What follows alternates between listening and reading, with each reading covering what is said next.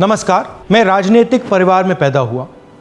जब मैं छोटा सा था 1980 में प्रियंका और मैं घर में लेई बनाते थे, रात को निकलकर पोस्टर चिपकाते थे। चुनाव समझता हूं। 20 साल से मैं स्वयं चुनाव लड़ रहा हूं। पोलिंग कैसे होती है, पोलिंग बूथ कैसे मैनेज किया जाता है, वोटर लिस्ट, फॉर्म 17, ये सब मैं गहराई से समझता हूं। कुछ समय पहले हमें दाल में काला लगा। चुनाव के नतीजे आते थे, मूड एक तरीके का होता था, रिजल्ट दूसरे तरीके का। मुझे याद है उत्तराखंड में हम चुनाव हारे। बाद में मैंने कैंडिडेट से पूछा कि जहां रोड शो हुआ था वहां जाके देखिए हमें कितने वोट मिले। हजारों लोग आए थे, पोलिंग बूथ में किसी ने वोट नहीं किया। यह असंभव था, यह हो ही नहीं सकता।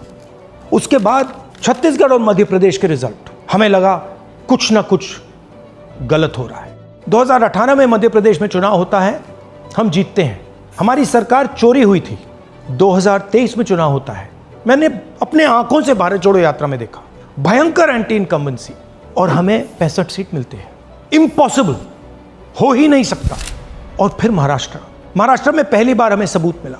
विधानसभा और लोकसभा के बीच में जादू से नए वोटर आते हैं, और जहां भी इन नए वोटर्स ने वोट किया वहां वोट बीजेपी को गया। महाराष्ट्र चुनाव के बाद जब हमें डाउट हुआ, हमारे गठबंधन के सारे नेताओं ने प्रेस कॉन्फ्रेंस किए और हमने इलेक्शन कमीशन से कहा कि आप हमें वोटर लिस्ट दीजिए, वीडियो रिकॉर्डिंग दीजिए। इलेक्शन कमीशन ने मना किया। ना उन्होंने हमें वोटर लिस्ट दी और ना उन्होंने वीडियो रिकॉर्डिंग दी।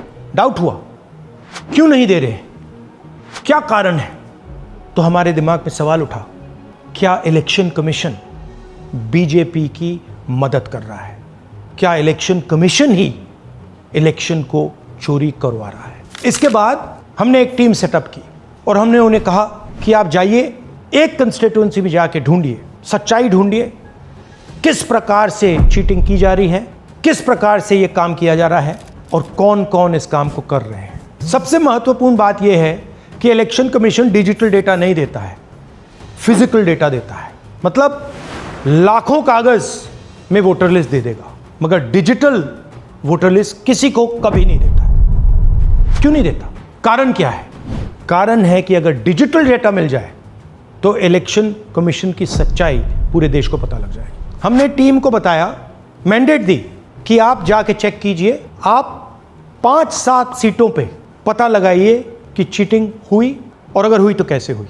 टीम ने हमें एक दिन बताया कि 5-7 सीटों पे काम किया ही नहीं जा सकता। क्यों? मैंने उनसे पूछा क्यों नहीं किया जा सकता। उन्होंने मुझे ये कागज दिखाए। ये जो कागज हैं, ये एक लोकसभा के कागज नहीं है, ये एक विधानसभा के कागज हैं, और इन कागजों को हमने मैन्युअली सॉर्ट करना पड़ा। और पूरा का पूरा काम जो हुआ है, इसमें 6 महीने लगे हैं, और एक असेंबली सीट में हम ये काम कर पाए हैं। क्यों? क्योंकि डिजिटल डेटा नहीं दिया जाता।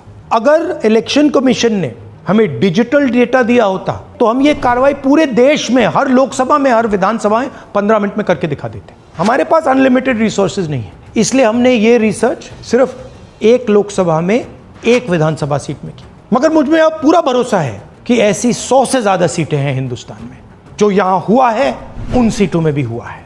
और याद रखिए, अगर बीजेपी को 10-15 सीटें कम आती तो आज नरेंद्र मोदी प्रधानमंत्री नहीं होते, इंडिया गठबंधन की सरकार होती। जांच ने 5 तरीके की चोरी पकड़ी है।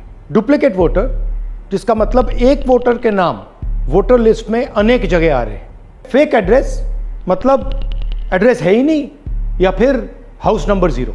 Bulk voter in single address, मतलब एक छोटे से घर में 40, 50, 60 लोग रह रहे हैं। इनवैलिड फोटोज, छोटी सी फोटो है या फिर फोटो ही नहीं है, और वो जो छोटी फोटो है वो दिखती भी नहीं है। कौन है, किसका चेहरा है, नहीं पता लग सकता। Misuse of form 6। Form 6 first time voters के लिए होती है, मतलब जिनकी एज 18-20 साल की हो, मगर वोटर लिस्ट में 90 साल के लोग फॉर्म 6 का प्रयोग कर रहे हैं। चुनाव में 6,50,000 वोटर थे, उसमें से 1 लाख चोरी के थे। अब मैं आपको 5 उदाहरण देता हूं। ये देखिए, गुरकीरत सिंह डांग, इसका नाम 4 अलग अलग बूथों पे आता है। ये कैसे हुआ और क्यों हुआ? एक और उदाहरण, विशाल सिंह, वाराणसी में वोटर लिस्ट में नाम है और बेंगलोर में 2 बार वोटर लिस्ट में नाम आता है। क्या ये वाराणसी में वोट कर रहे हैं या बेंगलोर में वोट कर रहे हैं या दोनों जगह वोट कर रहे हैं? एक और उदाहरण देखिए, हाउस नंबर 0। तो आपने कभी सुना है हाउस नंबर 0? हमने तो नहीं सुना था, मगर बेंगलोर में हजारों हाउस नंबर 0 हैं वोटर लिस्ट पे। हाउस नंबर 35 की कहानी सुनिए। छोटा सा घर है, ज्यादा से ज्यादा 4 लोग रह सकते हैं, मगर इस 35 में 80 लोग वोटर लिस्ट में रजिस्टर्ड है। ये ईआरओ ने कैसे अप्रूव किया, क्यों अप्रूव किया, पता लगाना है। अच्छा, अब ये देखिए वोटर लिस्ट, इनकी फोटो देखिए, या फोटो है ही नहीं या फिर छोटी छोटी फोटो है जो दिख नहीं सकती। इन वोटर आईडीज पे वोट दिया गया है। अब मैं आपको बताता हूं शकुन रानी की कहानी। फर्स्ट टाइम वोटर बनी है, 70 साल की आयु है। एक बार फॉर्म 6 का प्रयोग किया और उसके कुछ ही महीने बाद दूसरी बार फॉर्म 6 का प्रयोग होता है। 2 बार इनका नाम वोटर लिस्ट में आता है और फर्स्ट टाइम वोटर की लिस्ट में आता है। ये फर्स्ट टाइम वोटर हो ही नहीं सकती। तो क्या शकुन रानी जी ने वोट किया या किसी और ने शकुन रानी जी के लिए वोट किया? ये ही छुपाने के लिए सीसीटीवी का डेटा हमें नहीं दिया जा रहा है। और ये शकुन रानी जी अकेली नहीं है, ऐसे हजारों लोग हैं जिन्होंने फॉर्म 6 का प्रयोग करके 2-3 बार वोटर लिस्ट में नाम डाला है। हमने पहले इलेक्शन कमीशन से इलेक्ट्रॉनिक वोटर लिस्ट मांगी थी, सीसीटीवी फुटेज मांगी थी। उन्होंने अपना काम नहीं किया, हमें नहीं दिया। फिर हमने अपना इन्वेस्टिगेशन कराया, आरटीआई भरे और हमारे पास डेटा आया। भाई और बहनों, सच्चाई यह है कि हिंदुस्तान में इलेक्शन कमीशन और बीजेपी मिलकर इलेक्शन चोरी कर रहे हैं। यह पूरा का पूरा सबूत ब्लैक एंड व्हाइट में आज हमने आपको दिया है। इलेक्शन कमीशन जानता है कि हमने उनकी चोरी पकड़ ली है, इसीलिए एसआईआर आया है। यह एसआईआर जो है इंस्टीट्यूशनलाइज चोरी है। इलेक्शन कमीशन खुलकर बिना डरे बीजेपी के साथ मिलकर चोरी कर रहा है। और ये जो एसआईआर है, इसका लक्ष्य गरीबों का जो हक है, उनका वोट जो है, उनसे चोरी करने का है। मैं आपको एक और बात बताना चाहता हूं। इस पूरी इन्वेस्टिगेशन में हमने वोटर एडिशन को देखा है, मगर जितना एडिशन होता है शायद उससे ज्यादा डिलीशन होता है, सबट्रैक्शन होता है। तो ये सिर्फ एक मेन तरीका हमने पकड़ा है, दूसरे तरीके पे हमने इन्वेस्टिगेशन की ही नहीं अभी। मैं इलेक्शन कमीशन और इलेक्शन के ऑफिसर्स को साफ कह रहा हूं, आप जो कर रहे हो गलत कर रहे हो, ये ट्रीजन है, देश के खिलाफ है।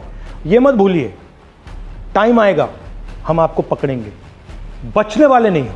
It is critical that we expose voter चोरी।